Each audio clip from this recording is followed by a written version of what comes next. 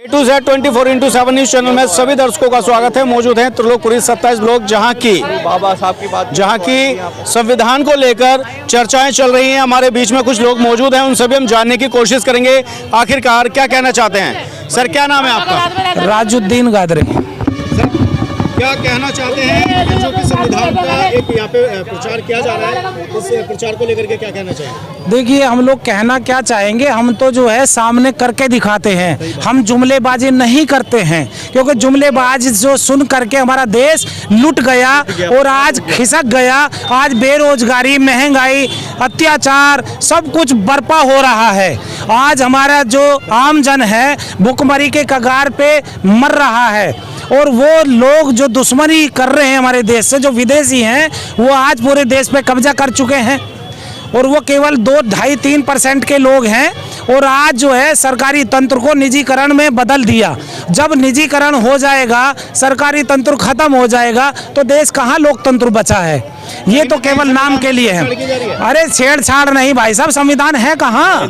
संविधान कहाँ चल रहा है? संविधान मुझे बतलाइए कि हमारा देश इस संविधान पे यहाँ इस जगह चल रहा है। किसी के साथ में भी जो अत्याचार हो रहे हैं मणिपुर में, देखिए सबसे पहली घटना मणिपुर में, बतलाइए कि कहाँ ये कांड हुआ।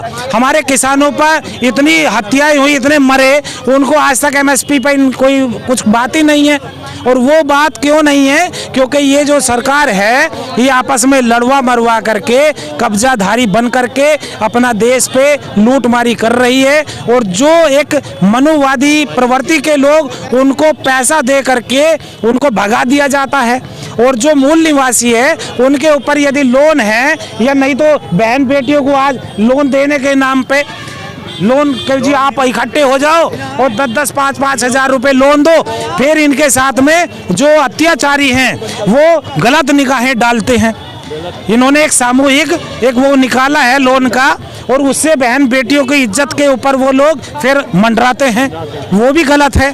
तो हम लोगों को हर तरह से गुलाम बना देना चाहते हैं। उस गुलाम लोन किसने निकाला है? जो सरकार बैठी है वो कहती है कि जी ये जनता के हित में है। मैं कहता हूँ जनता के हित में नहीं है। आप रोजगार दो ना, लोन क्यों दे रहे हो? हैं? सारा खत्म हो जाएगा। आप केवल कह रहे हो कि 5 किलो गेहूं दे रहे हैं, कि राशन दे दिया। कहां से राशन हो गया? उसको जो बनाने का सिलेंडर है 300 रुपए से 1100 रुपए, 1200 रुपए, 1000 रुपए, क्या दे रहे हो तुम?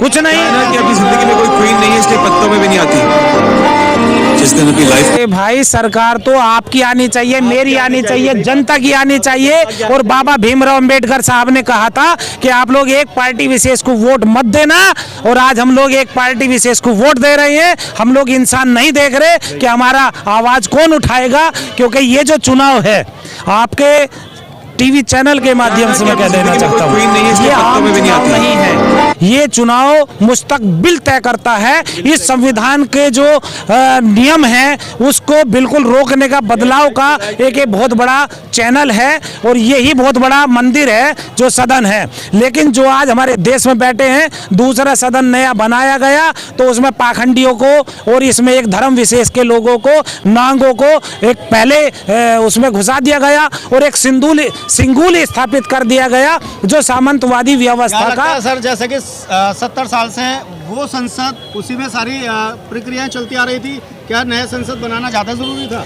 मेरे भाई, यदि नया बन गया तो नो प्रॉब्लम, बहुत बढ़िया बात है। चलो जी, नया बन गया तो अच्छी बात है। लेकिन डॉक्टर बाबा भीमराव अंबेडकर, जो पूरा सिंबल ऑफ नॉलेज है हमारे पूरे वर्ल्ड में, उनके नाम से होना चाहिए। उनका नाम रखिए, क्यों नहीं रख रहे हो उसका नाम भी?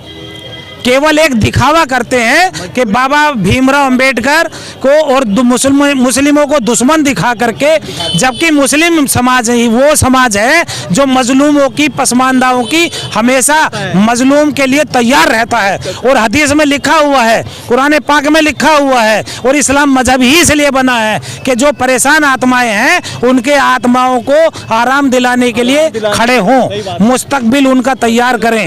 और आज समता, समानता, न्याय न्याय बंधुता और स्वतंत्रता पर आधारित जो भी बात करता है उसे जेलों में डाल दिया जाता है। तो बताइए मुझे संविधान कहाँ है? आज संविधान इसीलिए बच्चों को बांटा गया कि तुम्हें इसी पढ़ना है और इसी को लेकर के इसे कामयाब होना है। आप अपना मुस्तकबिल बनाएं, तब जाकर के आप दुआ जैसे हमारे जो MU दुआ जैसे लोगों को साथ सहयोग देगी पब्लिक, तभी जो है ये कानून बच पाएगा, कभी देश बच पाएगा, तभी हम लोग आगे बढ़ पाएंगे।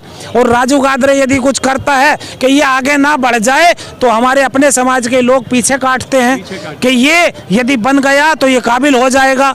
अरे भैया मुस्तकबिल देखो अपनी कौम का। यदि मुस्तकबिल नहीं जानोगे कि हमारी कौम कैसे मजबूत होगी, पैसे वाले को आप गधा लाओ, गधा कै रुपए का आएगा गधा? आप टिर्री ले लो जिसमें बैठ के चलते हैं, कै रुपए की आएगी? उस चीज को देखिए, कै रुपए का आएगा। लेकिन जब वोट का टाइम आता है तो 1500 में, दारू में, बिरयानी में लोग चले जाते हैं। तो कै साल? 5 साल। यानी 5 साल में कितने दिन हुए? 1557।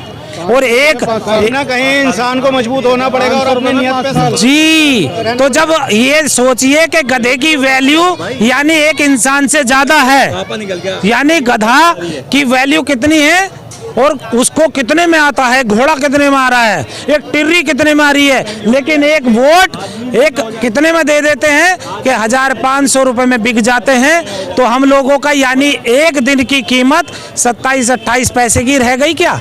हम लोगों को ये समझना होगा कि आने वाले वक्त में हम अपनी इंसानियत और मानवता को कैसे कामयाब करेंगे, तब जाके कुछ होगा। जय भारत, जय संविधान। मेरा नाम सतबीरी है। यहाँ क्या प्रोग्राम चल रहा है? सर यहाँ पर हमने एक प्रोग्राम रखा था। सबसे पहले तो मैं सभी को जय भीम करना चाहती हूँ। आज हमने यहाँ पे 27 ब्लॉक त्रिलोकपुरी में एक प्रोग्राम रखा था जिसका विषय था संविधान पढ़ाओ और पुरस्कार पाओ।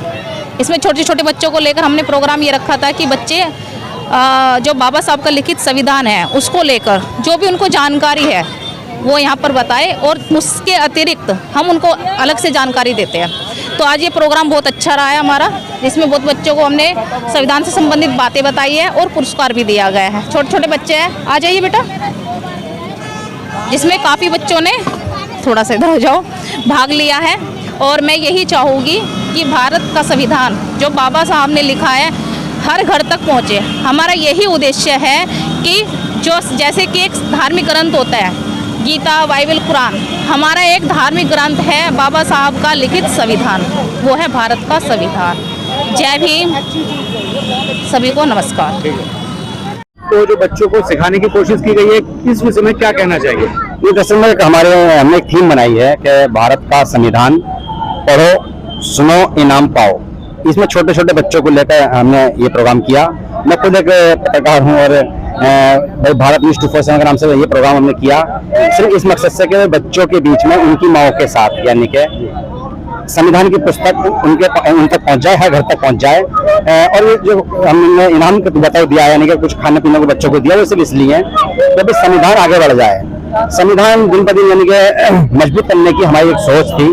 और दरअसल में ज़्यादातर कुछ NGO ही संविधान को आगे बढ़ाते हैं, कभी राजनीतिक पार्टी को आगे बढ़ाते नहीं, बातें करते हैं। तो एक मकसद था कि भाई किसी तरह के से भी वेब पोर्टल के माध्यम से अगर संविधान आगे बढ़ता है तो मेरा फायदा होगा सर समाज को। उन लोगों के बारे में आप क्या कहना चाहेंगे जो अभी संविधान से वंचित है, वो अपने बच्चों को संविधान के बारे में क्या शिक्षा देने चाहिए, नहीं देना चाहिए? बिल्कुल बिल्कुल, संविधान जो है देखिए एक हमारा मूलभूत ढांचा है जिंदगी जीने का। इसमें हमें ये नहीं सोचना चाहिए कि हम किस धर्म से हैं। जो वंचित रह चुके हैं उनको अपने बच्चों को लेके क्या कहना चाहिए? मैं वही कह रहा हूँ, बता रहा हूँ कि बच्चों को संविधान पढ़ाना चाहिए, संविधान घर में होना चाहिए। जिस तरह से हम लोग धार्मिक पुस्तकें, मैं किसी धर्म का नाम ही नहीं ले रहा हूँ, मैं कह रहा हूँ धार्मिक पुस्तकें जिस तरह से हम श्रद्धा के साथ रखते हैं, तो संविधान की पुस्तक अपने भारत का आईन समझकर, जरूरत समझकर और एक जिम्मेदारी समझकर घर में रखें, जिससे कि हम हमारे जो मौलिक अधिकार है उनको जान पाए। और खास करके संविधान हिंदी में अक्सर होता है, तो संविधान को हिंदी में कौन नहीं पढ़ पाएगा, क्योंकि मातृभाषा हमारी हिंदी है। तो इसलिए हमने चाहा कि भाई संविधान की छोटी छोटी पुस्तकें जो कई सारे खंड होते हैं उनमें से हम सबको वितरण करें। क्या लगता है ऐसे ही जगह जगह या कॉलोनियों के नुक्कड़ों पे इस तरह से ये कैंपेन करी जा रही है। मुझसे कुछ चैनल वालों ने, जो संपादक हैं, कुछ पत्रकारों ने कहा भी है कि आपकी तरह हम भी इस थीम को आगे बढ़ाएंगे। इसमें दुआ साहब ने काफी यानी कि सहयोग किया और वो आए भी, मुख्य अतिथि बने और काफी लोग यहाँ पर आए, हर समाज का यहाँ आदमी था।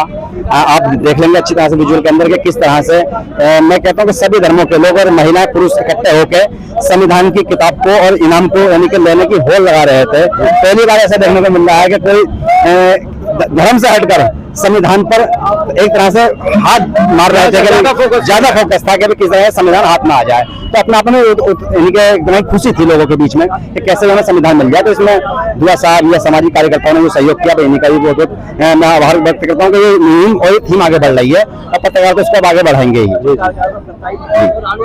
शुक्रिया। मेरा नाम सुनील अभय है। सर, क्या कहना चाहेंगे जिस प्रकार से आप ये पुस्तक और जो क्या कहते हैं संविधान को बच्चों को सिखाने की कोशिश कर रहे हैं, छोड़िए, क्या कहना चाहेंगे? संविधान एक ऐसी पुस्तक है जिससे हमारा देश चलता है। पुस्तक क्या कहे, इसे हम ग्रंथ कह सकते हैं और सबसे बड़ा ग्रंथ हम इसे कहेंगे, क्योंकि घर के अंदर हर व्यक्ति के, किसी के घर कुरान मिलेगा, किसी के घर रामायण मिलेगी, किसी के घर महाभारत मिलेगी, मगर संविधान नहीं मिलता। और संविधान ही वो ग्रंथ है जिससे हमारा देश चलता भी है। पूरा शासन प्रशासन संविधान से चलता है। परंतु विडंबना ये है कि 70-75 साल हो गए हैं, उसके बावजूद भी लोगों को संविधान के बारे में कुछ नहीं मालूम, उनके हक और अधिकार क्या है वो नहीं मालूम।